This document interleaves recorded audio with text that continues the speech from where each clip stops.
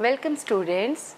Today in this session I am dealing with the chapter Conservation of Plants and Animals.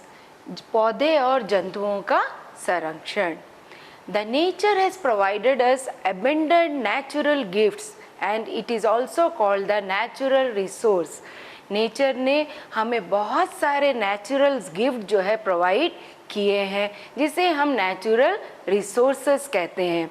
कौन कौन से natural resources है? Water, air, land, forest इत्यादि. While water, air and land support the life of human beings, forest and wild animals add to the beauty of nature.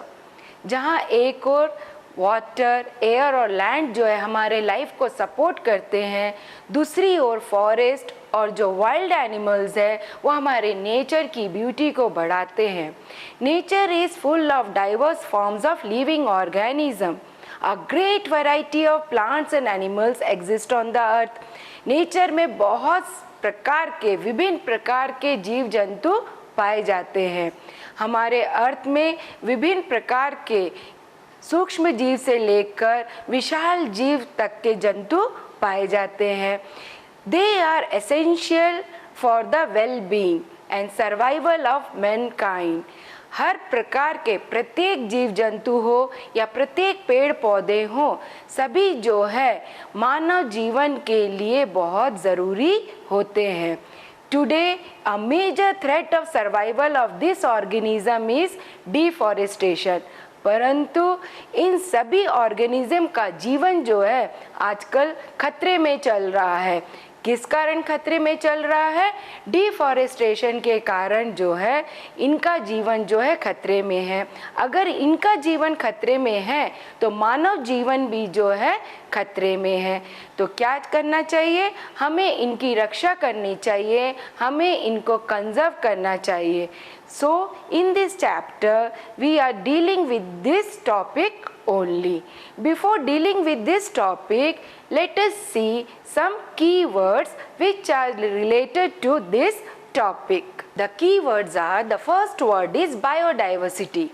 The variety of plants, animals and microorganisms found in a particular area or the habitats is known as biodiversity. किसी भी particular area में पाए जाने वाले विभिन्न प्रकार के पेड़ पौधे, जीव जंतु और सूक्ष्म जीवों को हम उस क्षेत्र का बायोडाइवर्सिटी कहते हैं. जैसे कि हमारे इस आइलैंड में जितने भी पेड़ पौधे जीव जंतु होते हैं वे सभी यहाँ के बायोडाइवर्सिटी हैं. Desertification, conversion of fertile land into desert is known as desertification. किसी भी फर्टाइल लैंड यानी उपजाऊ लैंड का डेजर्ट में परिवर्तन होने की प्रक्रिया को डेजर्टिफिकेशन कहा जाता है. The next word is ecosystem. An ecosystem is a system which includes all the living organisms of an area and the physical environment, soil, air and water in which they live.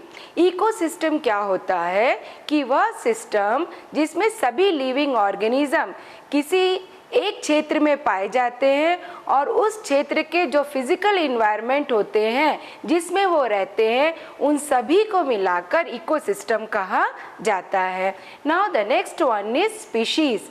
It is a group of population which are capable of interbreeding. Species जो है organisms का एक group होता है जो आपस में interbreeding करने के योग्य होते हैं और नए जो ऑफस्प्रिंग्स होते हैं उनको प्रोड्यूस करते हैं. The next one is extinct species. The species which no longer exist anywhere on the earth. ऐसे स्पीशीज जो अर्थ में किसी भी स्थान पर नहीं पाए जाते हैं उन्हें एक्सटिंक्ट स्पीशीज कहते हैं, जैसे कि dinosaurs. Now the next topic is deforestation and its causes. The clearing of forest by cutting down forest trees over a wide area is called deforestation. किसी भी बड़े से क्षेत्र में जंगलों की कटाई को हम डिफॉरेस्टेशन कहते हैं. Now why we do this deforestation? हमें डिफॉरेस्टेशन करने की क्या आवश्यकता होती है, हम क्यों पेड़ों को काटते हैं? The forest trees are cut down to obtain wood for using as fuel. हम पेड़ों को काटते हैं, उनसे हम लकड़ी प्राप्त करते हैं और उसका हम फ्यूल यानी ईंधन के रूप में उपयोग करते हैं. टू ऑब्टेन टिम्बर और would for making doors, Windows and furnitures. घरों के डोर, दरवाजे, विंडोज़, फर्नीचर्स आदि बनाने के लिए हमें लकड़ी की आवश्यकता होती है. और ये लकड़ी हमें कहाँ से प्राप्त होगा? पेड़ों से प्राप्त होता है. इसीलिए हम पेड़ों की कटाई करते हैं. To obtain wood for making paper, यहाँ तक कि जो पेपर है जिसके बिना हम कुछ भी शिक्षा ग्रहण नहीं कर सकते हैं, इस पेपर को बनाने के लिए भी वुड की ही आवश्यकता होती है. To obtain more agricultural land for cultivation of crops for the increasing population. जो increasing population हो रहा है हमारे देश में, इतने डेली जो है हमारा population day by day increase हो रहा है, तो उनके जो खाद्यान्न पूर्ति के लिए एग्रीकल्चर लैंड की आवश्यकता होती है. और इस एग्रीकल्चर लैंड को प्राप्त करने के लिए ही हम जो है जंगलों की कटाई यानी डिफॉरेस्टेशन करते हैं. To get land for building houses, factories, roads and dams etc. घरों को बनाने के लिए, फैक्ट्रीज बनाने के लिए, रोड बनाने के लिए, डैम इत्यादि बनाने के लिए भी हमें क्या चाहिए? लैंड चाहिए. और लैंड हमें कहाँ से मिलेगा? जंगलों की जब हम कटाई करेंगे तो हमें जो है फिर लैंड मिलता है. Now what are the consequences of deforestation? जहाँ हमें जंगल से कई सारे फायदे होते हैं, वहीं दूसरी ओर अगर हम डिफॉरेस्टेशन करते हैं तो हमें क्या क्या हानि होती है. What are the consequences of deforestation? Deforestation will lead to a shortage of wood and other forest products. जो डिफॉरेस्टेशन के द्वारा जो हमें जंगलों से जो हमें लकड़ी मिलता है और दूसरे जो फॉरेस्ट प्रोडक्ट मिलते हैं उनमें जो है कमी आ जाती है. फॉरेस्ट प्रोडक्ट जैसे हनी है, गम है, लैक है, ये सारे प्रोडक्ट्स जो है हमें फॉरेस्ट से मिलते हैं. The next consequences is the deforestation affects the water cycle leading to decrease in rainfall. Deforestation के कारण जो है वाटर साइकिल इफेक्ट होता है, जिसके कारण जो है वर्षा में कमी आती है. कैसे कमी आती है? जब हम जंगलों की कटाई करते हैं तो पेड़ों की संख्या कम हो जाती है. पेड़ों की संख्या कम होने के कारण जो पेड़ों के द्वारा ट्रांसपिरेशन की प्रक्रिया के द्वारा जो वेपर्स जो है एटमॉस्फेयर में एंटर करते हैं उनकी संख्या कम हो जाती है, उनकी मात्रा कम हो जाती है. तो जिसके कारण क्या होता है कि वर्षा में कमी आ जाती है. इसके अलावा क्या होता है कि जो ग्राउंड वाटर लेवल भी जो है डिक्रीज होता है, क्योंकि जब वर्षा कम होती है तो पानी जो है वो सॉइल के द्वारा जो है अधिक मात्रा में अवशोषित नहीं हो पाता है. तो जिस कारण जो है जो हमारा ग्राउंड वाटर लेवल है वो भी डिक्रीज हो जाता है और जिसके कारण जो है ड्रॉट यानी अकाल जो है यानी सूखा जो है वो पड़ता है. Now the next consequences, deforestation will cause soil erosion, making the soil infertile and lead to desertification. Deforestation के कारण जो है soil erosion होता है. अब आप जानते होंगे कि soil erosion क्या है? Removal of the top soil by the action of wind, air and animal is known as soil erosion. तो डिफॉरेस्टेशन के कारण जो सॉइल इरोशन होता है उसके कारण जो सॉइल होते हैं वो इनफर्टाइल हो जाता है और जिसके कारण जो है डेजर्टिफिकेशन होता है. Desertification means the process by which fertile land becomes desert is called desertification. Desertification में जो उपजाऊ ज़मीन होते हैं वो डेजर्ट में कन्वर्ट हो जाते हैं. किसके कारण? सॉइल इरोशन के कारण. कारण, और सॉइल इरोशन किसके कारण होता है? डिफॉरेस्टेशन यानी पेड़ों की कटाई के कारण होता है। Now the next consequences is deforestation will cause frequently flooding of river leading to loss of life and properties. Deforestation के कारण क्या होता है कि फ्रीक्वेंटली जो है रिवर्स में बाढ़ आते हैं। इस बाढ़ के कारण बहुत सारे लाइफ और प्रॉपर्टीज जो है नुकसान होता है। अब ये क्यों होता है, क्यों बाढ़ आता है? When the forest trees are cut down, जब फॉरेस्ट ट्रीज को काटा जाता है तो उसके कारण क्या होता है कि सॉइल इरोशन हो जाता है। सॉइल इरोशन के कारण ये जो रेन वाटर है वो सॉइल के अंदर जो है परकोलेट नहीं हो पाते हैं, उसके अंदर अवशोषित नहीं हो पाते हैं, जिसके कारण क्या होता है कि बहुत सारा जो रेन वाटर है वो सीधे जो है डिफॉरेस्टेटेड सॉइल के कारण जो है रिवर में क्विकली यानी जल्दी से जो है वो चला जाता है, जिसके कारण क्या होता है रिवर्स में फ्लड आ जाते हैं।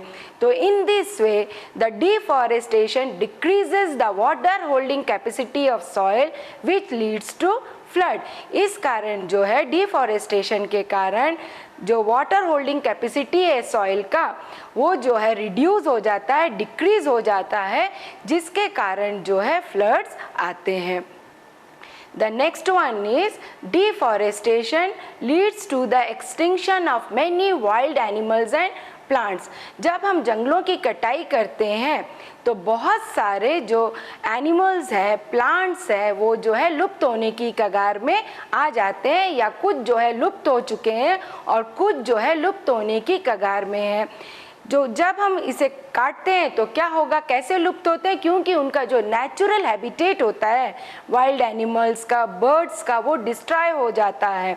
तो इस कारण जो है उनको रहने का स्थान नहीं मिल पाता है, ह्यूमन बीइंग्स उनको मार देते हैं, और जिसके कारण जो है वो जो है लुप्त होने के कगार पर आ जाते हैं।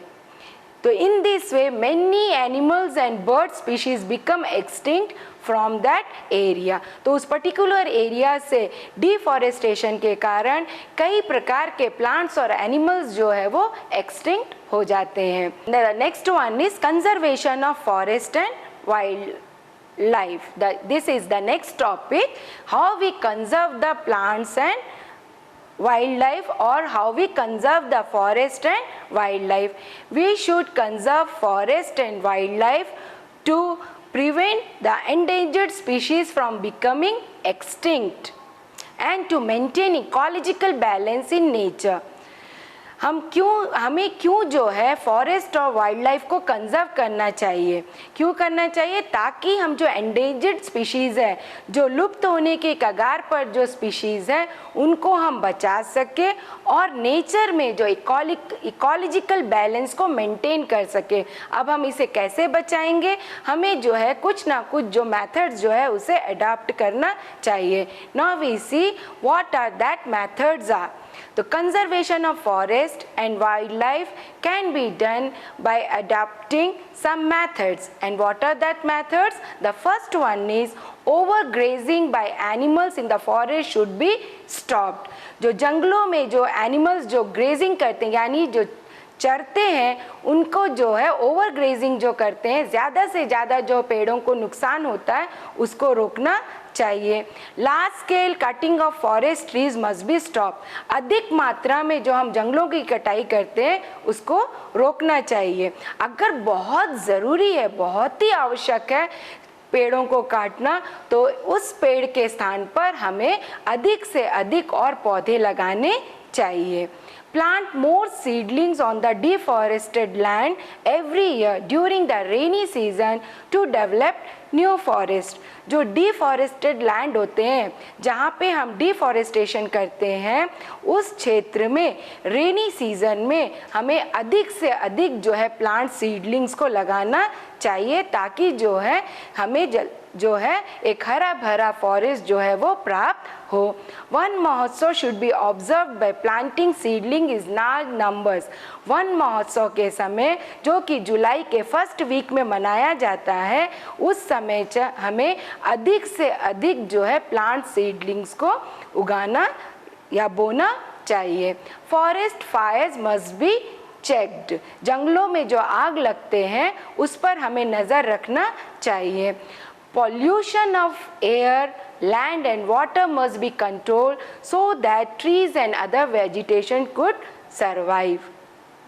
पॉल्यूशन चाहे किसी भी प्रकार का पॉल्यूशन हो, एयर पॉल्यूशन हो, लैंड पॉल्यूशन हो, वाटर पॉल्यूशन हो, इन पर हमें कंट्रोल लगाना चाहिए ताकि हम ट्रीज़ और दूसरे जितने भी प्रकार के विभिन्न प्रकार के जो पेड़ पौधे हैं उनको हम बचा सके. All activities leading to soil erosion must be stopped. While constructing dam, roads and mining, all ecological factor must be considered. जितने भी सॉइल इरोशन वाले एक्टिविटीज़ होते हैं उनको हमें रोकना चाहिए. डैम, रोड, माइनिंग करने के समय ये सब जब हम कार्य करते हैं तो हमें जो है इकोलॉजिकल फैक्टर्स को ध्यान में रखना चाहिए. गवर्नमेंट्स को रूल बनाना चाहिए जिससे कि हम अपने वाइल्ड लाइफ को कंजर्व और प्रोटेक्ट कर सके.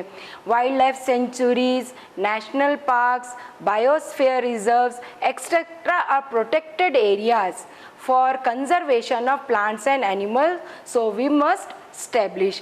Wildlife sanctuaries, national parks, biosphere reserves, ये सभी जो है प्रोटेक्टेड एरिया है जहाँ पे प्लांट्स और एनिमल्स को कंजर्व किया जाता है. तो ऐसे क्षेत्रों का हमें अधिक से अधिक विकास करना चाहिए. Now, what is biosphere reserve? Biosphere पृथ्वी का वह भाग होता है जहाँ लिविंग ऑर्गेनिजम्स का जीवन संभव होता है. बायोस्फीयर के 3 पार्ट्स होते हैं, लिथोस्फीयर, हाइड्रोस्फीयर और एटमॉस्फेयर. बायोस्फीयर के 2 कंपोनेंट्स होते हैं, बायोटिक और abiotic. The various types of living organisms interact among themselves as well as their physical environment like soil, air and water. Biosphere reserves वह area है जहाँ वन्य प्राणी, पेड़ पौधे, जीव जंतु और उस क्षेत्र में रहने वाले आदिवासियों के जीवन शैली का संरक्षण किया जाता है. बायोस्फीयर रिजर्व होता क्या है? A biosphere reserve is a large protected area of land meant for the conservation of wildlife biodiversity and the traditional lifestyle of the tribe people living in the area. Biosphere reserve होता क्या है? यह land एक particular area होता है जहाँ पे हम जो है प्लांट्स को यानी वाइल्ड लाइफ को, बायोडाइवर्सिटी को और उस एरिया में रहने वाले जो ट्राइबल्स होते हैं उनके ट्रेडिशनल लाइफस्टाइल को हम प्रोटेक्ट कर सके. तो ये बायोस्फीयर रिजर्व में also contain other protected area in it. इनमें जो है बायोस्फीयर रिजर्व में और भी जो दूसरे प्रोटेक्टेड एरिया होते हैं जो कि वाइल्ड लाइफ और प्लांट्स को प्रोटेक्ट करते हैं, जैसे कि इट में contain wildlife sanctuary and national park in it. Biosphere reserve में जो दूसरे प्रोटेक्टेड एरिया है जैसे वाइल्ड लाइफ सेंचुरी या नेशनल पार्क्स जो है वो होते हैं. बायोस्फीयर रिजर्व्स में also contain the protected area as like national park and the wildlife sanctuaries. 18 biosphere reserve set up in our country. हमारे देश में 18 बायोस्फीयर रिजर्व होते हैं. उनमें से कुछ है Nilgiri biosphere reserve, Nanda Devi biosphere reserve. Even हमारे आइलैंड में भी, अंडमान निकोबार आइलैंड में भी एक बायोस्फीयर रिजर्व है जिसका नाम है great Nicobar biosphere reserve. In MP, the Panchmari Biosphere Reserve is located. This biosphere contains 2 wildlife sanctuaries, that is Bori Sanctuary and Panchmari Sanctuary, and 1 national park, that is Satpura National Park.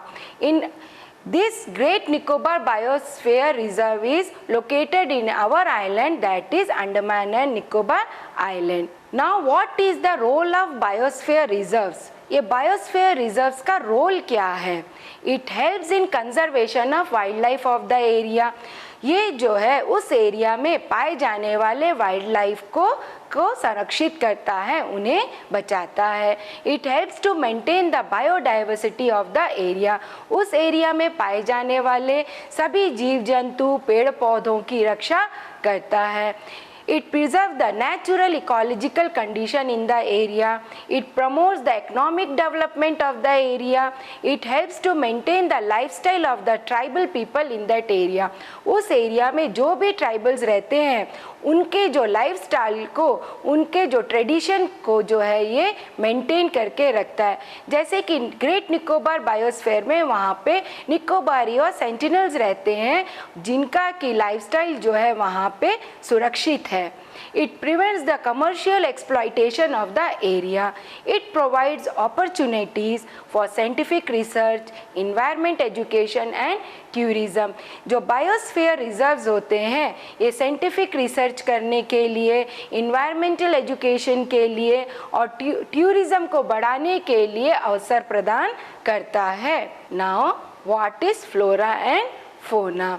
The plants and animals found in a particular area are termed as flora and fauna of that area. किसी भी particular क्षेत्र में पाए जाने वाले जो plants और animals होते हैं उन्हीं को हम उस क्षेत्र का फ्लोरा और फोना कहते हैं। Now we see what are the flora and fauna of our island, maybe in Great Nicobar Biosphere Reserve. In there, the tree ferns, the orchids are the flora, dugong, Nicobari megapod, serpent eagle, saltwater crocodile, marine turtle, reticulate python. These are the fauna of the Great Nicobar Biosphere Reserve. Now, we can see what are the flora and fauna of Panchmari Biosphere Reserves. They are the flora sal, teak, mango, jamun, silver ferns. These are the few examples of flora which are present in Panchmari Biosphere Reserve. And what are the fauna? That is chinkara, blue bull, barking deer, cheetal, wild dog, etc. are found in the Panchmari Biosphere Reserves. These are the some examples of the flora and fauna of Panchmari Biosphere. And these are the pictures of the flora and fauna of the Great Nicobar Biosphere Reserve. That is turtle. It is the main fauna of our island. Now the next topic is endemic species. These species are those species of plants and animals which are found exclusively in a particular area. Endemic species वो species होते हैं जो सिर्फ एक ही particular area में पाए जाते हैं, वहीं के वो ओरिजिन होते हैं, वहीं पे होते हैं। जैसे कि पंचमरी जो बायोस्फीयर रिजर्व एरिया है वहाँ पे साल और वाइल्ड मैंगो होते हैं जो कि एंडेमिक फ्लोरा है, और वहीं पे जो है जेंट स्क्वायरल, फ्लाइंग स्क्वायरल, बेसन जो है ये ऐसे जीव है जो सिर्फ हमें उसी स्थान पर यानी पंचमरी बायोस्फीयर में ही मिलते हैं, तो इसीलिए इन्हें हम एंडेमिक स्पीशीज कहते हैं। Now this endemic species, due to the destructions of their habitat, increasing the population and introduction of new species may affect the natural habitat of endemic species and endanger their existence. क्या होता है कि उनके habitat के destructions के कारण और कोई न्यू स्पीशीज़ की जनसंख्या ज़्यादा बढ़ जाती है या हम नए स्पीशीज़ को बढ़ावा देते हैं, जिसके कारण क्या होता है कि ये जो एंडेमिक स्पीशीज़ का जो नेचुरल हैबिटेट होता है वो डिस्ट्रॉय होने लगता है, जिसके कारण जो एंडेमिक स्पीशीज़ है वो जो है एंडेंजर्ड हो जाते हैं, यानी वो लुप्त होने की कगार पर आ जाते हैं। This diagram shows the endemic species of Andaman and Nicobar island. जैसे कि ये जो दिखाया गया है Andaman wood pigeon, it is the state bird of our island, ये हमारा स्टेट बर्ड है। एंड अंडमान पेडॉग जो है ये हमारा स्टेट ट्री है। आपको हमारे यहाँ का स्टेट एनिमल का नाम मालूम है? यहाँ के स्टेट एनिमल का नाम है ड्यूगोंग। ये सभी जो है यहाँ के जो है एंडेमिक स्पीशीज है जो यहाँ पे पाए जाते हैं। Now the next one is wildlife sanctuary. कि वाइल्ड लाइफ सेंचुरी क्या है? A wildlife sanctuary is also a protected area of land which is created for the protection of wild animals in natural environment like forest in which no hunting is permitted। Wild life sanctuary भी एक protected area है जहाँ पे जो wild animals है उनको उनके natural environment में रखा जाता है और जहाँ पे हंटिंग जो है बिल्कुल भी अलाउ नहीं होता है। In India 551 sanctuaries are there and in our island, हमारे आइलैंड में कितने सेंचुरीज हैं? 96 सेंचुरीज हैं। तो the names of some wildlife sanctuaries which are located in India are Sanjay Gandhi wildlife sanctuary which is located in Maharashtra, Bharatpur bird sanctuary which is located in Rajasthan, Nagarjuna Sagar wildlife sanctuary, it is in Andhra Pradesh. In our island, the Barrel Island wildlife sanctuary is there. Now the next one is national parks. A national park is a relative large area of scenic beauty protected and maintained by the government to preserve flora and fauna, landscape, historic objects of the area and places of scientific interest. National park भी एक protected area होता है जो कि government के द्वारा maintain किया जाता है। यहाँ पे भी फ्लोरा और फोना को जो है प्रोटेक्ट करते हैं। उनके अलावा जो वहाँ में पाए जाने वाले लैंडस्केप्स है, हिस्टोरिक ऑब्जेक्ट्स है और वहाँ में कोई वैज्ञानिक रुचि वाले जो क्षेत्र होते हैं उन सभी की जो है ये प्रोटेक्ट करता है। Grazing of animals and cultivations are restricted in any national park। किसी भी नेशनल पार्क्स में एनिमल्स के चरने के लिए और कल्टीवेशन करने की जो है मनाही होती है। नेशनल पार्क्स में कल्टीवेशन और ग्रेजिंग जो है ये प्रक्रिया जो है नहीं होते हैं। The national park of Satpura is the first reserve forest of India. The Satpura tiger reserve or the project Tiger was developed by the government to ensure the survival and maintenance of the tiger population in our country। आप सभी जानते हैं कि tiger क्या है? Tiger जो है हमारा एक नेशनल एनिमल है, तो इसे बचाकर रखना जो है हमारी जिम्मेदारी है। तो इसी के लिए जो गवर्नमेंट ने एक प्रोजेक्ट लॉन्च किया, project tiger Satpura tiger reserve में, इस जो कि टाइगर के पॉपुलेशन को मेंटेन करने में सहायता करता है। Tiger is one of the many species which are slowly disappearing from our forest, but the Satpura Tiger Reserve is unique in the significant increase in the population of tiger has been seen here. Once upon a time, animals like lions, elephants, wild buffaloes and barasingas were also found in the Satpura National Park। तो इन जो Satpura national park में tiger के अलावा पहले भी कई सारे जीव जंतु पाए जाते थे, जैसे कि वाइल्ड बफेलो है, बारासिंगा है, एलिफेंट्स है, लायंस है, लेकिन इनकी संख्या जो है कम होती जा रही है। लेकिन जो है टाइगर प्रोजेक्ट यानी प्रोजेक्ट टाइगर के कारण जो है इस क्षेत्र में टाइगर के पॉपुलेशन में बढ़ोतरी हुई है। In India 104 national parks are there and in our island 9 national parks are located. Some are Campbell Bay National Park, Galathea Bay National Park, Mahatma Gandhi Marine National Park which is located in Vandoor, the Saddle Peak National Park which is located in Diglipur. We recapitulate the today's session, in which the first one is desertification. The conversion of fertile land into desert is known as desertification. The next is deforestation. Deforestation. आप लोगों को समझ आ गया होगा कि deforestation क्या है. The clearing of forest by cutting down forest trees over a wide area is called deforestation. The next one is biosphere reserve. The next one is biosphere reserve.